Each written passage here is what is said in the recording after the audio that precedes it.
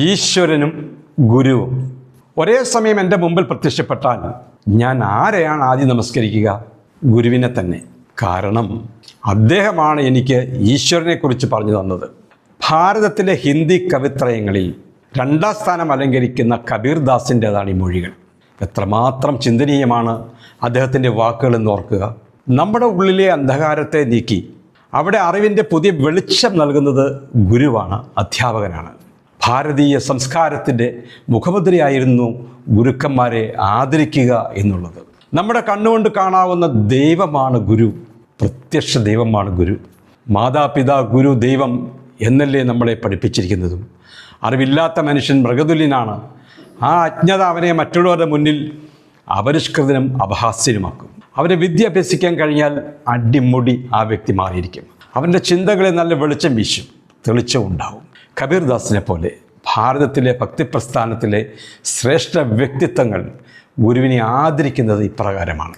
ഒരു ശിഷ്യന് ഗുരുവിന് കൊടുക്കാവുന്ന ഏറ്റവും നല്ല ഗുരുദക്ഷിണയും ഇത്തരം ഹിതകരമായ അഭിപ്രായങ്ങളാണ്, വാക്കുകളാണ്.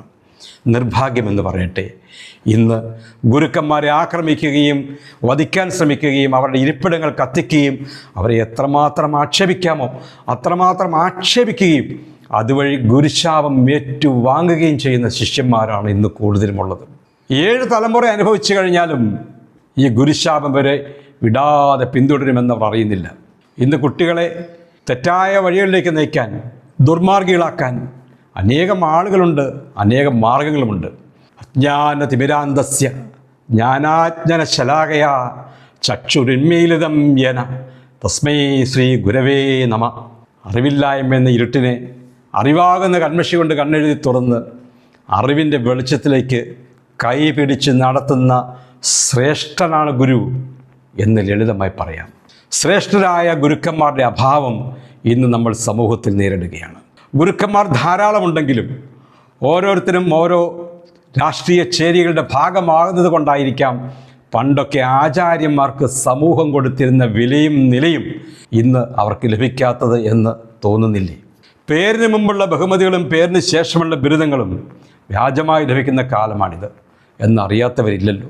ഇക്കാരണത്താൽ ഇന്നത്തെ പല ആചാര്യന്മാരോടും ഗുരുക്കന്മാരോടുള്ള വിശ്വാസത്തിനും അങ്ങനെ ഏൽപ്പിച്ചിട്ടുണ്ട് എന്ന് പറയാതിരിക്കാൻ കഴിയുന്നില്ല. ശിഷ്യർക്കും സമൂഹത്തിനും മാതൃകയാകേണ്ട വ്യക്തിത്വമാണ് ഗുരുക്കന്മാർ എന്ന് ഓർക്കുക. മാത്രവുമല്ല, ഗുരുസാക്ഷാത് പരബ്രഹ്മ തസ്മൈ ശ്രീ ഗുരവേ നമ. അതെ, ഈശ്വരനാണ് ഗുരു, ഗുരുവാണ് ഈശ്വരൻ. ഓം ഗുരുഭ്യോ നമ. ശുഭദിനം.